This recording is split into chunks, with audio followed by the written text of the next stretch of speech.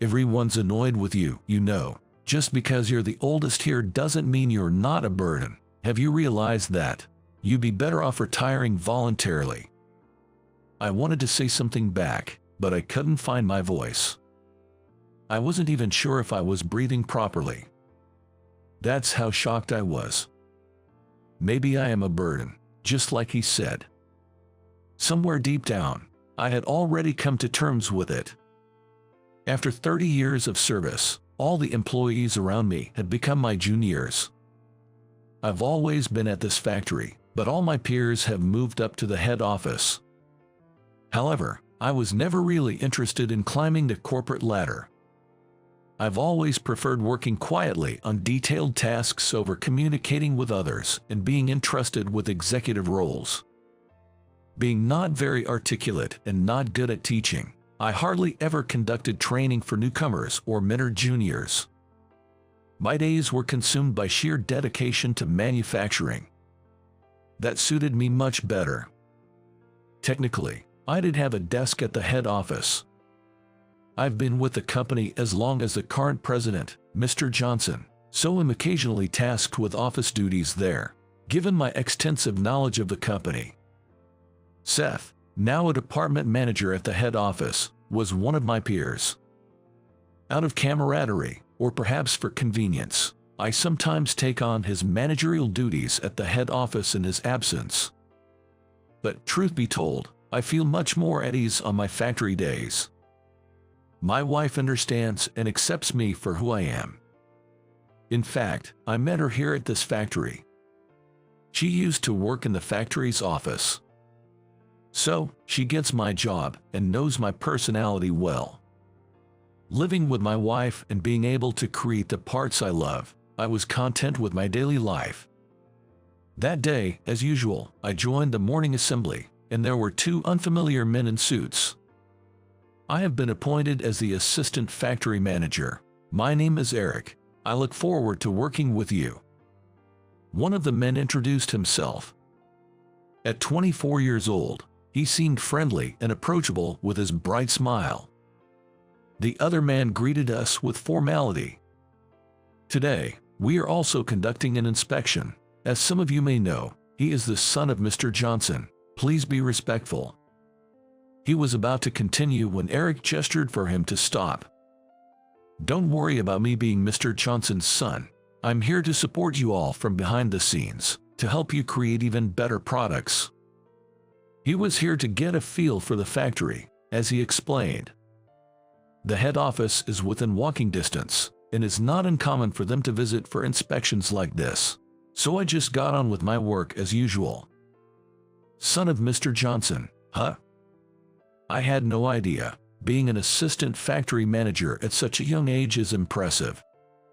Well, connections must play a part. The factory was slightly abuzz, whispering about Eric. But thanks to his positive attitude, no one was overly critical. The general consensus was favorable. As for me, whether he got the position for connections or not didn't matter. I was genuinely impressed by his energetic greeting and ambition, and I welcomed him wholeheartedly. Eric continued to visit the factory for inspections. Although he was appointed as the assistant factory manager, he lacked on-site experience. He seemed to be working hard to fill that gap by learning, which also left a good impression.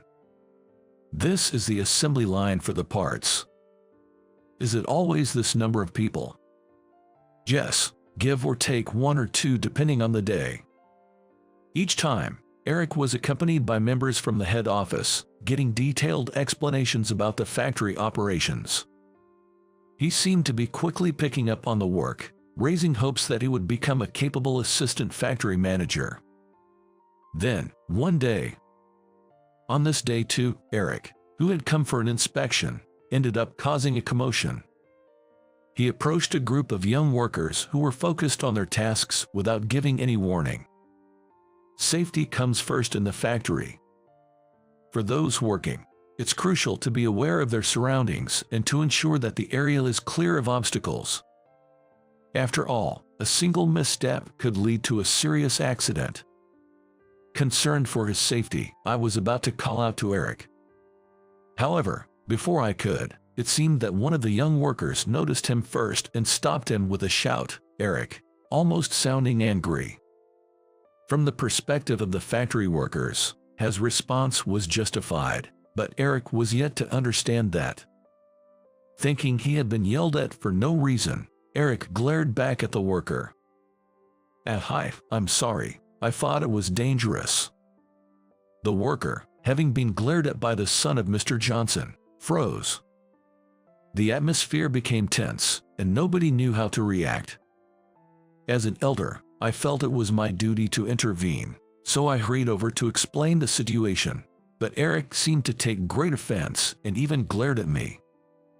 Not being particularly good at speaking, I was unable to smooth things over any further. Nothing more happened that day, but Eric left for the head office earlier than usual. Looking back, this incident was just the beginning. 3 days later, the factory was in complete disarray. There had been a sudden order from above to expedite the delivery of the parts we were manufacturing. It seemed to have been instructed by Eric. Why would he do this? It was unclear whether this was retaliation for being yelled at, but no one dared to oppose him, given that he was the son of Mr. Johnson. So, we all ended up working overtime on our day off to meet the new deadline. Despite this, Eric came for his usual inspection. Wanting him to understand the situation on the ground, I approached him. "Eric, rushing the deadline will only lead to more mistakes. Is there any way you could extend it back to the original schedule?" I pleaded, but Eric seemed uninterested in listening to my opinion. Snorting, he said, asking for a favor from someone younger, "Don't you have any pride?" I was taken aback. He seemed like a completely different person from the one who had first greeted us. So, this was his true nature. "Well, I'm not free either. Maybe you should get back to work soon, don't you think?" As Eric walked away towards the back of the factory, his leather shoes clicking on the floor, I found myself once again unable to retort. Nevertheless, we managed to meet the expedited deadline through relentless work. I'm exhausted. Give me back my weekend. Everyone comforted each other as they left for home. On my way to the locker room, I overheard a voice coming from the office area. "If the same thing happens again, I'll have to consider quitting. I can't pick up my child on time." It was probably one of the part-time staff. The voice was filled with anxiety about the future.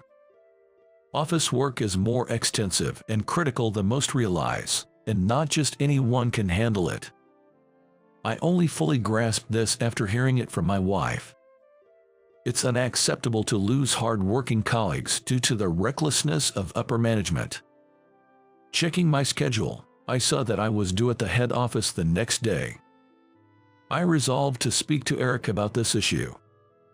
The next day, as I arrived at the head office, Eric happened to be in the lobby. As I spoke up, Eric looked at me as if to say, "You again." Despite feeling intimidated, I did my best to calmly explain the situation on the ground, including that some were considering quitting due to the rushed deadline. I asked him to refrain from making such unreasonable demands in the future. Eric didn't seem receptive and half listened to me while deliberately letting out a sigh. "You're just old-fashioned. Seriously, why don't all you useless relics just retire early?" I was at a loss for words after being suddenly bombarded with insults. Seeing me speechless, he sneered with utter disdain, saying, "Everyone's actually bothered by you. Just because you're the eldest, you even have a desk at the headquarters, you do realize you're a burden, right?" I wanted to retort, but no words would come out. I wasn't even sure if I was breathing properly. That's how shocked I was. Perhaps I was indeed outdated, and it was true that my presence might have been hindering the younger generation's opportunities, making me a burden. And maybe being called a burden was inevitable. To make matters worse, Eric added, You really should consider retiring voluntarily soon." "I see. Understood. I'll do that." The words I managed to muster were in resignation. Deep down, I must have agreed with him. Eric seemed surprised that I agreed so easily, but quickly responded with a smile, saying, "Oh, good. I'm glad to see you're reasonable." Thinking back, that smile was probably the same one he had when he first greeted us. The next day, I promptly took my resignation letter to the office. The young workers at the factory all tried to stop me, but I thanked them, saying thank you, and yet I ignored all their pleas. It was probably just politeness. If my absence makes it easier for everyone to work, then that's for the best. After saying goodbye to everyone at the factory, I headed home, where my wife had prepared dinner. I had told her the previous day that I was quitting my job. She didn't agree or disagree with my decision and didn't ask for a reason. I was grateful to her as I enjoyed the delicious meal. It had been a long time since I had lunch with my wife on a weekday. Despite feeling a sense of loss from quitting, I also felt relieved. However, that peace was short-lived. I was truly shocked when Seth, a manager and my peer, called in a panic. "Quitting so suddenly? I need an explanation. Please come back." It turned out that after confirming my resignation, Eric had my desk at the headquarters cleared immediately. He was satisfied seeing the space cleared when Mr. Johnson and Seth, the manager, returned from their overseas trip. They were both stunned for a moment. "His desk is gone. Why is that?" Asked by his father, the president, Eric proudly explained that I had decided to retire voluntarily. He was being defiant about the deadlines, and for the sake of the juniors and newcomers, it's better if such a burden retires early, he said. Seth seemed overwhelmed by the sudden turn of events. That's why he hurriedly called me in a panic. In the background, I could hear Mr. Johnson yelling at his son, "What have you done?" Hearing that made me reconsider. Perhaps I had been too harsh on Eric. He probably wasn't informed about the relationship between me, Mr. Johnson, and Seth. Mr. Johnson, Seth, and I all attended the same technical high school. Mr. Johnson, who was set to inherit his father's factory, scouted the two of us during job hunting. Seth, now a manager, was actually planning to go elsewhere, but he joined a company with me because I accepted the offer. I remembered Seth saying, "With you here, we're definitely safe." And how Mr. Johnson once told me, "We've expanded overseas thanks to you," praising my technical skills. Though I was always skilled with hands-on tasks, I believe the company's success was due to Seth's and Mr. Johnson's exceptional sales skills, not mine. I felt truly indebted to Mr. Johnson, who had always looked out for me, someone who knew nothing but to work diligently. So, when Seth pleaded with me in a beseeching tone to please come back, I was genuinely pleased. Yet, the words Eric had said came flashing back, making me hesitate once again. Am I holding everyone back? My voice carried a note of uncertainty. But Seth immediately denied it. "What are you talking about? There's no way that's true. Oh right, I even bought you a souvenir. Please come back soon." My wife, hearing the conversation, smiled happily from where she stood. Arriving at the headquarters with mixed feelings, Mr. Johnson immediately came over to apologize. "I'm really sorry for what my foolish son did. I had no idea this happened while we were away on a business trip. I'm sorry too. I became unsure of what to do. It was thoughtless of me." As I apologized, both Mr. Johnson and Seth's faces relaxed in relief. Later, having learned the whole story, Eric came to apologize to me. Seeing him apologize sincerely, without resistance, made me think. I rarely had to apologize to anyone like this. After all, I had always left the bothersome task of communicating to my peers. The more I thought about it, the more Eric seemed more mature than me. Since then, it became my duty to mentor Eric during his inspections. It was an order from the president. This incident made me want to be more observant of my surroundings, and I started to teach him not just about manufacturing but also about administrative tasks in detail. At first, Eric seemed awkward and kept his gaze down, but when I shared stories about his father working hard as an assistant factory manager, he listened with keen interest. On days other than inspection days, he began to actively engage in training the younger workers. Gradually, people started approaching him with questions, and lately, the younger employees have shown significant growth. One day, while I was at the headquarters, Eric invited me out for lunch. I was curious about the invitation, but he wanted to apologize again. "I'm truly sorry for what happened before." "No need, I'm actually grateful to you." Hearing this, Eric looked bewildered. His face seemed to say, "I don't understand," which made me laugh. "I am who I am today because of you. Because of me." After all, it was Eric, regardless of the circumstances, who gave me the opportunity to interact with others. If it hadn't been for that incident, I might still be just focusing on my tasks, hardly communicating with anyone, becoming the burden he initially accused me of being. When I told him, "I'm glad I met you," Eric showed a mixed expression of confusion and happiness, unlike any I had seen before. This smile was far more genuine and relatable than a polite one he had when we first met. "You scoundrel! Whose daughter do you think you're yelling at?" Kevin's booming voice echoed across the floor. I had become the mentor for Kevin's daughter, who got into the company through connections. However, she seemed completely unmotivated and kept causing trouble. Despite my warnings, her unrepentant attitude pushed me to my limit, and I ended up raising my voice at her. Seeing this, Kevin roared in fury.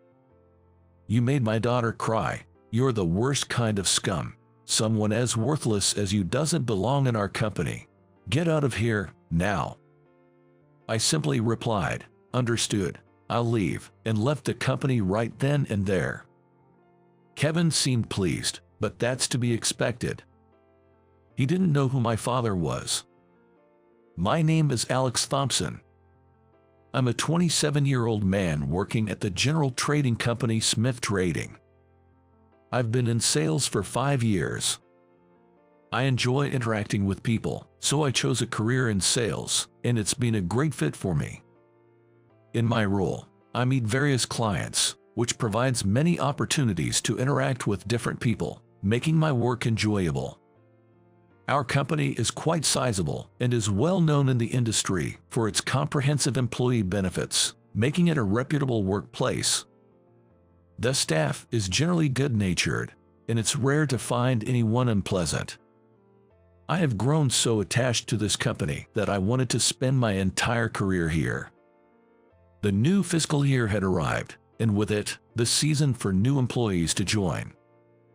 By my 5th year in the workforce, I had gained quite a few juniors.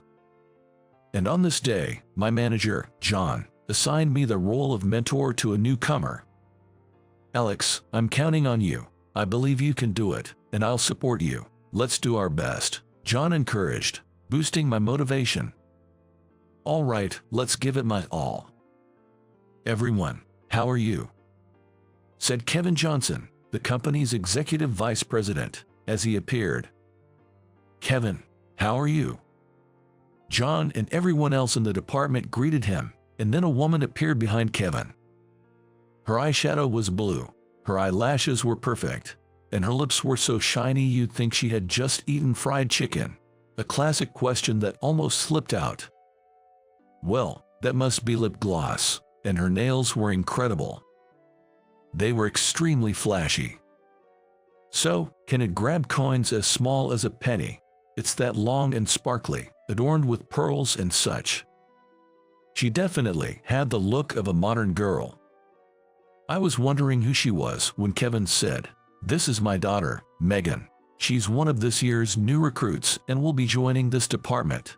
Who's in charge of training her? Yes. We were thinking of having Alex take care of it. Is that so? Is that so? And Alex is? Yes. That would be me. As I raised my right hand, Kevin patted my shoulder and said, You then. Please take good care of my daughter. Very good care. And with a CU he left the department. He said very good care twice. I guess that means something. As for Megan, Kevin's daughter, she was nonchalantly playing with her flashy nails, looking completely uninterested. Well, she is a new employee, after all. Megan, could you introduce yourself?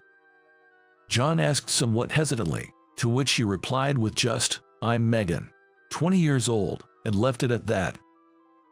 Is that all? The whole department must have been thinking the same, as the room fell eerily silent. Anyway, I'm Alex, your mentor. Looking forward to working with you, I said to Megan. Then, she responded with a yeah and began to fiddle with her hair. Is she really going to be okay? I can't help but feel anxious. My worries proved to be well-founded, as Megan showed an extreme lack of enthusiasm for her work. While previous new employees, like the eager Tim and the calm yet motivated Sophia, showed some semblance of being new recruits, she showed none of that. By the way, as her mentor, I've noticed she doesn't seem interested in communicating with me either. Even when I try to engage her in conversation, she's often looking at her phone or, even worse, her nails, hardly appropriate during work hours. Naturally, this makes effective communication virtually impossible.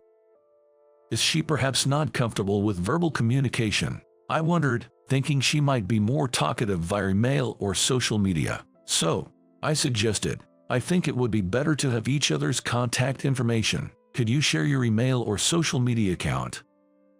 Her response was a firm absolutely not. I wondered if I had been too forward. But then again, she frequently used her phone during work or left her seat often, and when asked, she would say she was taking a break or going to the restroom. It was clear to everyone that she lacked motivation. Where on earth did she leave her enthusiasm? She would complete the tasks I assigned, but without a finished report from Megan, I had no way of knowing if she had actually completed them, leading to unnecessary double-checking. Megan, if you report when you're done, it makes it easier to check. Isn't it unnecessary since you'll check afterward anyway? She retorted. I thought reporting was essential, but it seemed futile to argue. Despite this, Megan's writing was meticulous, and she could complete paperwork at a decent pace, suggesting she was capable when she wanted to be. It was just that she chose not to, and as Megan continued to be a source of trouble for me, days went by and work didn't stop. Today was a day to visit our client.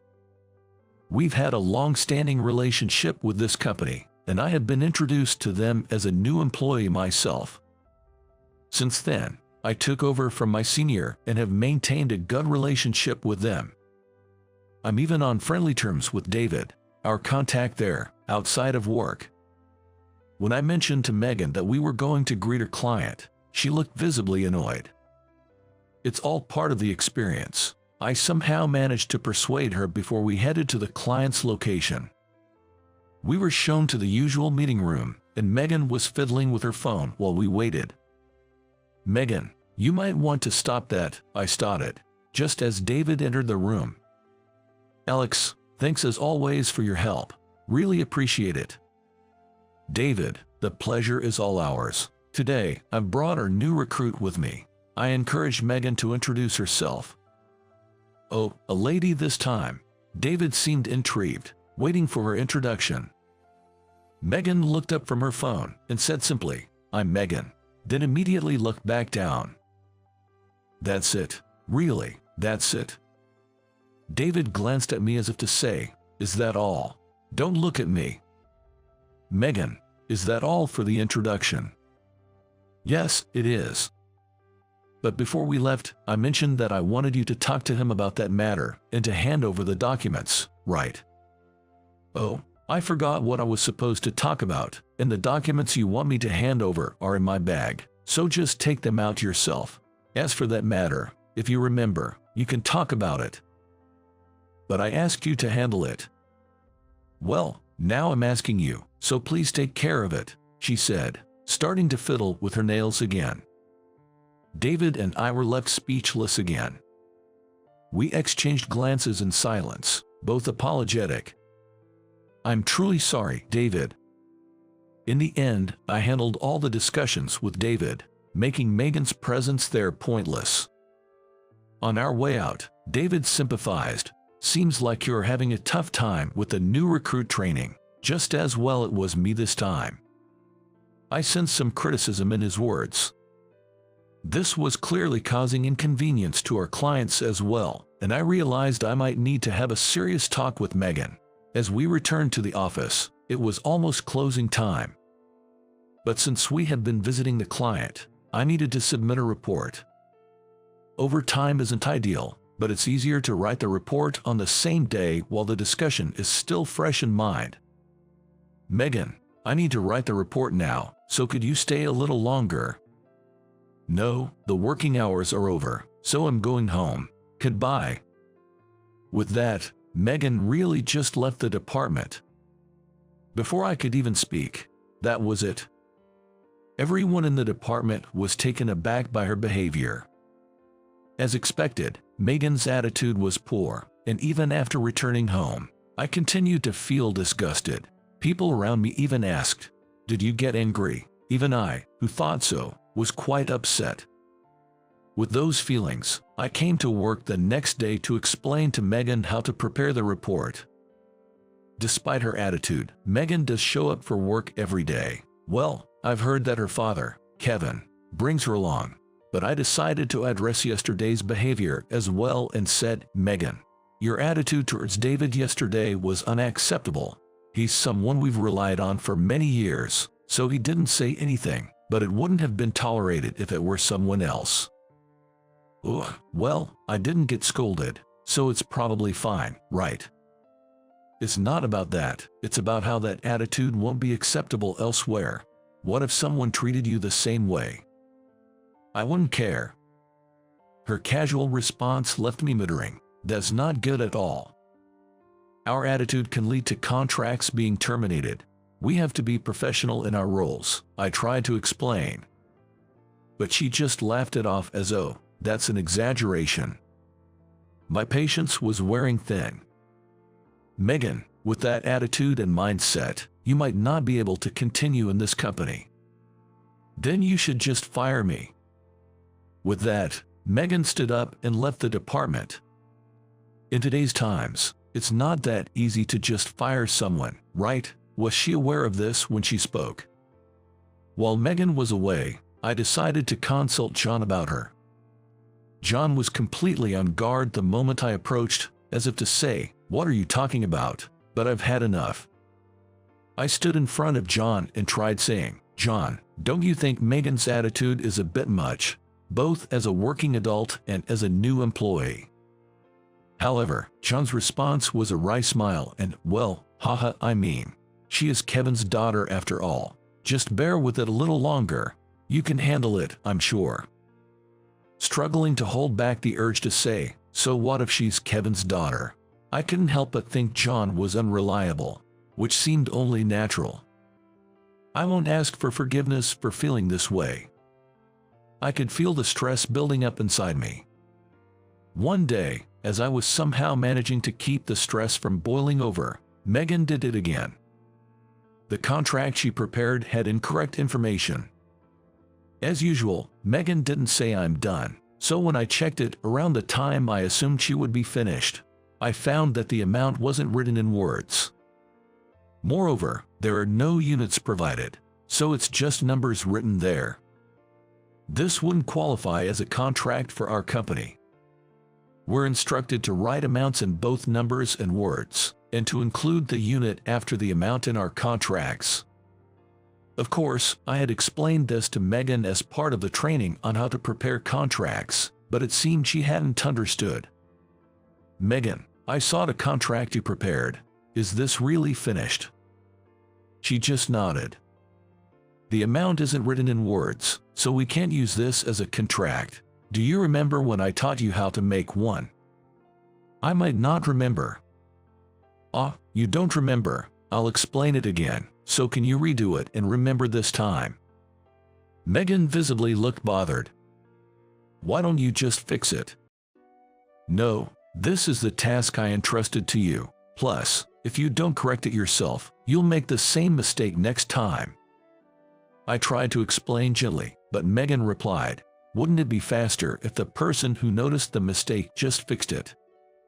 No, you have to take responsibility for your own work. Well, I was just told to do it. Plus, I don't really have a sense of responsibility, so you can just fix it. That was the last straw for me. Enough is enough. Is this how a working adult behaves? I couldn't help but raise my voice, and Megan stared back, wide-eyed. I could feel everyone in the department looking our way. I saw John panicking out of the corner of my eye. Then, from behind, an even louder voice boomed, "You scoundrel! Whose daughter do you think you're yelling at?" As I turned around, there was Kevin's figure. Kevin strode towards me with large steps and yelled, "How dare you yell at my daughter? Look at her, she looks like she's about to cry." It seems that Kevin came to see how his daughter was doing at work and happened to encounter me raising my voice. Moreover, it was true that I had yelled at Megan, so I had nothing to say in return. "Kevin, let's calm down." John approached Kevin and tried to soothe him with a comic-like phrase, but Kevin's anger only seemed to escalate. John, along with Seth and Andrew from nearby seats, had to restrain him as I was about to get physical. "Shut up, you made my daughter cry. You're the worst scum. Someone as clueless as you doesn't belong in our company. Get out of here right now." Understood, I'll leave. After being told off by Kevin, I decided to do as I was told and leave. "John, please take care of the rest," I said, grabbed my backpack, and left the department. Kevin is still making a fuss, yelling, "Get your hands off me," and the department is in quite a stir because I'm about to really leave. But at this point, I don't care anymore. As I was leaving, I saw Megan. Instead of looking like she was about to cry, her face was pale, and our eyes met. It was the first time I had seen such an expression on her face, but I decided to ignore it and left the company. About 3 days after being told to leave by Kevin, I went to work as usual in the morning. Kevin had only told me to leave, not that I was fired. As I walked through the company's entrance hall, I unexpectedly encountered Kevin and Megan. It was our first reunion in 3 days. Oh, I accidentally made eye contact with Kevin. Noticing me, Kevin started striding towards me again. Megan was looking down behind him. Why are you here even though you were fired?" Kevin yelled at me, so I replied with a smile, "Well, I wasn't officially fired. I've just been on paid leave for the past few days." "What are you talking about? It's because someone like you is in charge of training that my daughter hates her job. How dare you yell at her?" Kevin was trembling with anger, but I decided to finally say what I had been wanting to say. "Now that it's come to this, let me say that your daughter Megan has always lacked motivation and didn't try to learn her job.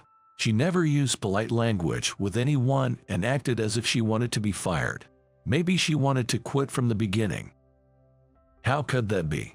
The reason Megan is depressed and has no energy is all your fault. When there's an angry person in front of me, I somehow become calm, which I think is a common experience. That's exactly how I feel right now. This person wants to blame everything on me. He even said all 3 times. Really, what kind of upbringing leads to someone like you? I'd like to see the face of such a parent. I wonder what would happen if I said, then what kind of upbringing led to Megan turning out this way? As I looked at Kevin with a cold gaze, I heard a voice saying, "Ah, so you're here."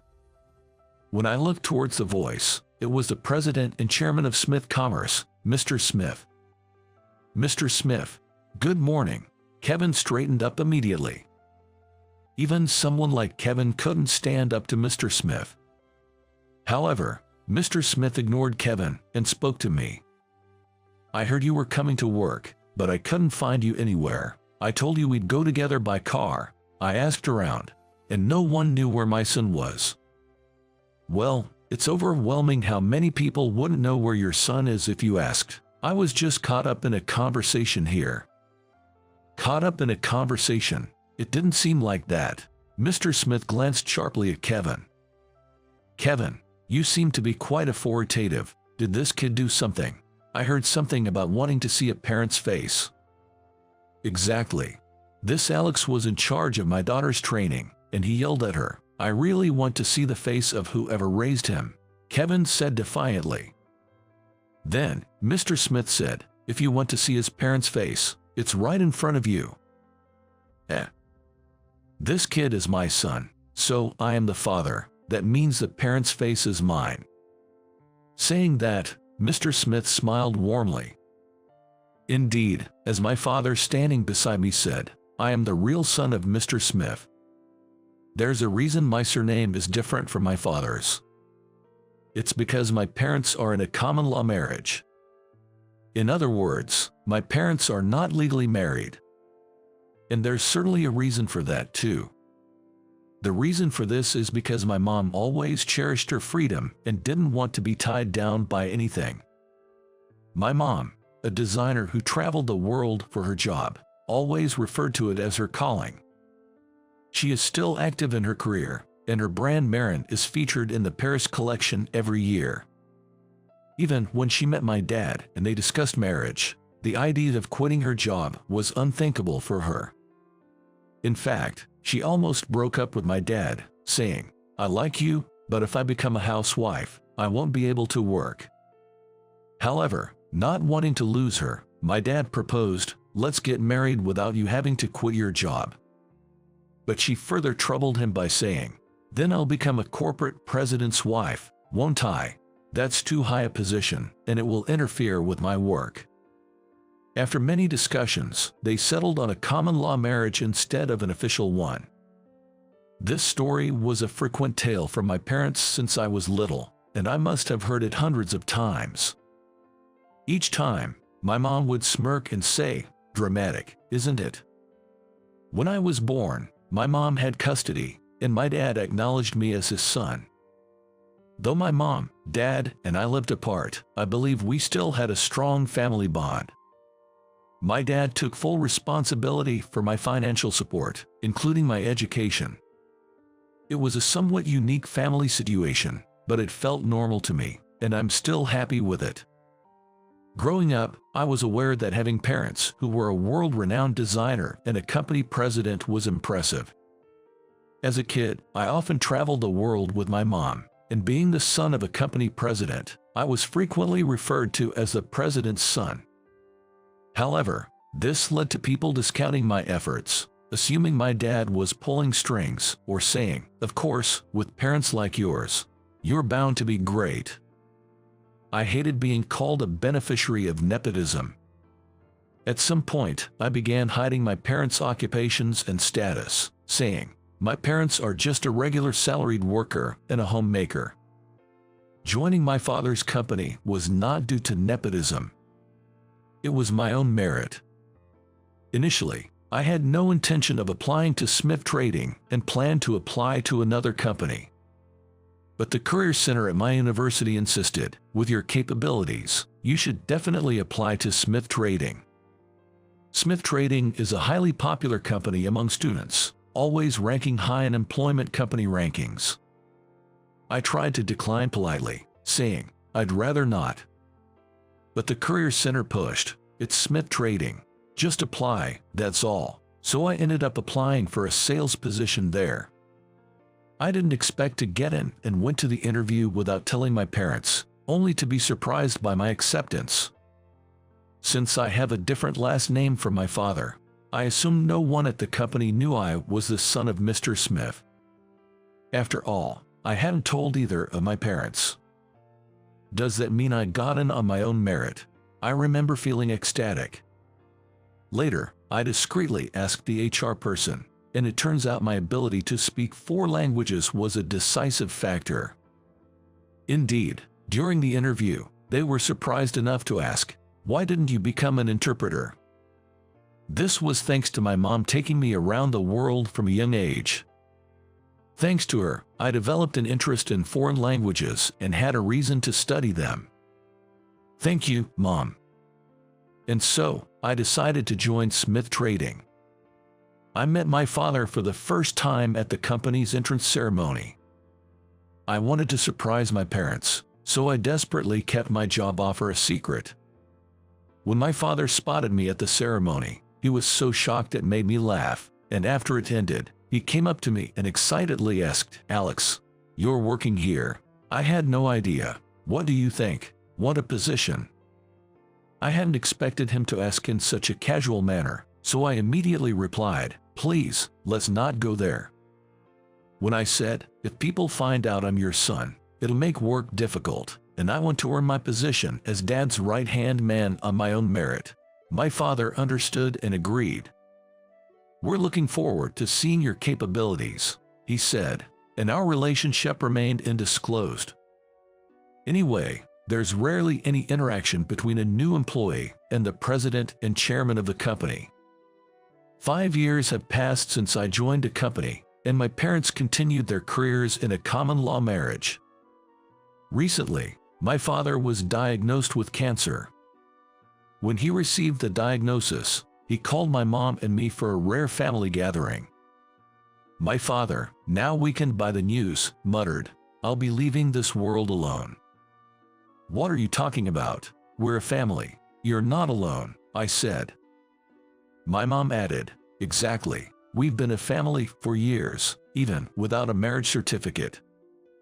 "However," he murmured, "but in a common-law marriage, we're not legally family, and it might be difficult to even visit me. Then I'll be alone." While I wondered if that could really be the case, I did recall hearing that common-law marriages aren't legally recognized as family. So in hospitals, one can't sign consent forms for surgery or receive explanations about a patient's condition. A deep sigh from Dad. It was clear from his demeanor that something was off. And seeing Dad like this seemed to have made up Mom's mind. "All right, let's get married officially. I'm not so heartless as to leave you to battle cancer alone." And so, my parents ended their long-term common-law marriage and became officially married. Furthermore, my mother said, "I'm getting on in years, and I've been thinking of winding down my work a bit. I've decided to move my base of operations here." Dad perked up at this and said loudly, "Then let's live together." My mother also agreed, saying, "Well, it can't be helped." Thus, after about 30 years, my parents started living together. After that, Dad was over the moon and had been in high spirits every day.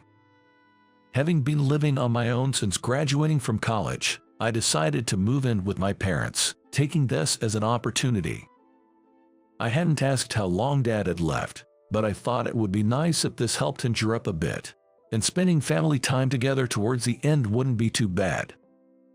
While preparing to live together after getting married, we went to hear about the surgery for Dad's cancer, and there we heard something unexpected. Turns out, Dad's cancer was stage 1 early-stage gastric cancer, something that could be easily removed with endoscopic surgery. The possibility of metastasis and recurrence was extremely low, and it wasn't immediately life-threatening. He had already been informed and had given his consent for the endoscopic surgery. Hearing this, Mom was fuming, saying, "That man, he tricked me." While I felt deceived as well, seeing Dad so happy living with Mom, and Mom seemingly enjoying their time together, made me think that maybe this was for the best. It was quite a forceful move, though. But I hadn't realized Dad was such a strategist. I guess that's quite the skill. After getting married, Dad was ecstatic, telling everyone, "I finally get to live with my family." Only I knew that the joyous skips Mr. Smith made through the office, which sparked rumors of great company performance, were actually because he was overjoyed about finally living with Mom, The reason I took 3 days off was to move into the new family home. I had properly taken leave after discussing it with John. Then, speaking to Kevin as if advising him, Dad said, "I might not be one to talk, but it seems you are quite the doting parent, aren't you? I can understand valuing your own child highly, but making such a unilateral decision to fire someone is a bit much, isn't it? You shouldn't have that level of authority in personnel decisions, even as a vice president." At Dad's words, Kevin was at a loss for words. Then, looking at Megan, who was standing behind Kevin with her head down, Dad said, "Kevin's daughter, was it Megan?" And she looked up as if startled. "Do you have anything you want to say? Now's the time to speak up if you do." When spoken to so kindly, Megan seemed a bit troubled at first, but then, as if making up her mind, she lifted her face. "I really wanted to be an actress. I was part of a theater troupe and was chasing that dream. But my dad didn't understand and kept saying to quit the nonsensical troupe and stop chasing silly dreams. I didn't want to give up on acting, so I kept at it. But then he started harassing the troupe. After repeatedly asking him to stop, he said, 'Quit that ridiculous troupe and join our company, and I'll stop.' So I had no choice but to quit. I joined the company, but I thought if I got fired, I could pursue acting again, so I wanted to be fired quickly." "So, you were intentionally underperforming?" "Yes," Megan said, looking uncomfortable. Kevin then yelled, "Are you still saying that? Stop chasing such foolish dreams. You just need to listen to what I, your parent, say." Mr. Smith calmly interjected, "I understand how you feel. We're parents, after all. We don't want our children to take up an unstable job like acting. And I understand why you'd take such drastic measures if they don't give up. If my son said the same, I might do the same. But children aren't our possessions. I understand your concern and care, Kevin, but I think the way you are protecting is wrong. Megan is already 20 and should take responsibility for her own life." Mr. Smith spoke firmly, yet in a manner that seemed to advise Kevin. Kevin was left speechless. Finally, Mr. Smith said, "Kevin and Megan, you are both on house arrest for the next 3 days. Use this time to have a proper discussion." Then he added, "I've got a meeting to attend now. See you, Alex," and left. I was thinking I should head to my department soon, but before that, I felt I needed to say something to Megan. "I understand your situation, but you realize what you did isn't acceptable as a working adult, right? If you wanted to be fired, there could have been another way. I'm sorry."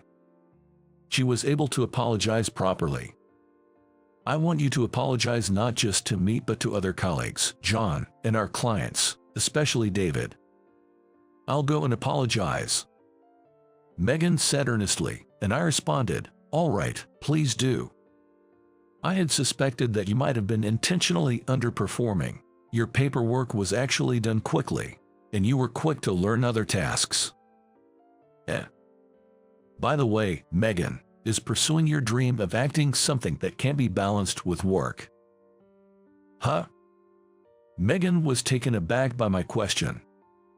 "I mean, if you were pretending to be bad at your job, doesn't that mean you could also do the opposite?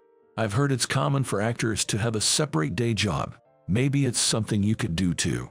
It's just my personal opinion, but I hope you'll consider it." I'm not sure how much my words resonated with her or what she'll decide to do. But I hope Megan finds a path that she's truly satisfied with as I head to my department. After the 3-day house arrest, Megan returned to work with a clear and bright expression. She declared, "I've had many serious discussions with my parents. I'll balance my dream and my job." Moreover, she apologized to me, saying, "I'm truly sorry for everything. I'll work hard from now on, so please guide me again." Afterward, Megan went around apologizing to everyone in our department and others. And she's planning to apologize to David tomorrow. She's already made an appointment. I'm planning to accompany her. She also managed to return to her theater troupe and plans to participate in their activities after work and on weekends. Things might get a bit hectic, But since I've had the opportunity to join this company, I'll do my best," Megan said, looking more vibrant than before. Kevin also apologized to me directly, saying I'm sorry, and it seems the discussions within the Johnson family led Kevin to realize he had been too overprotective after hearing Mr. Smith's words. They decided to give each other some space, and Megan, who had been living at home, decided to start living on her own, while Kevin offered to transfer to a subsidiary company. Kevin's transfer was approved, and he moved to the subsidiary within a week. Megan is currently looking for a place to live. "Every time I come home, I'm greeted with 'How was your day?' which makes me think I'll be getting daily calls if I start living alone," she said with a laugh. "In fact, I've started receiving daily emails from Kevin asking, 'How's Megan's work going?' But I'm thinking of keeping that to myself.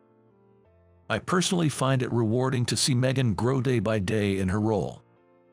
It's gratifying to teach someone eager to learn. And somewhat troublingly, it's become common knowledge in the company that I'm the son of Mr. Smith. Changing my surname from Anderson to Smith might have contributed to that.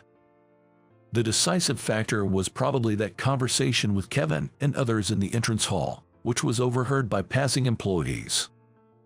And knowing Mr. Smith, he's probably been saying things like, 'My son, you know.' There are even rumors I might become the next president. It feels like another one of Mr. Smith's deliberate acts.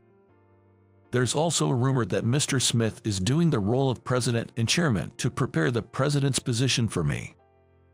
When I ask Mr. Smith, he just smiles, and I have no intention of becoming the president myself. I'm even considering asking for a transfer somewhere else. Those are the kind of days I'm having." Just like Kevin wanted to protect Megan, I think it's natural for anyone to want to protect their loved ones. But if you go about it the wrong way, not only does your intention not get conveyed, it might even lead to misunderstandings. It made me think about how important it is not to make mistakes in how I protect the people important to me. What's the right way, you ask? I don't have a clear answer either. But that's why communication is so important. Discussing each other's thoughts is crucial. It made me think again about the importance of valuing my parents.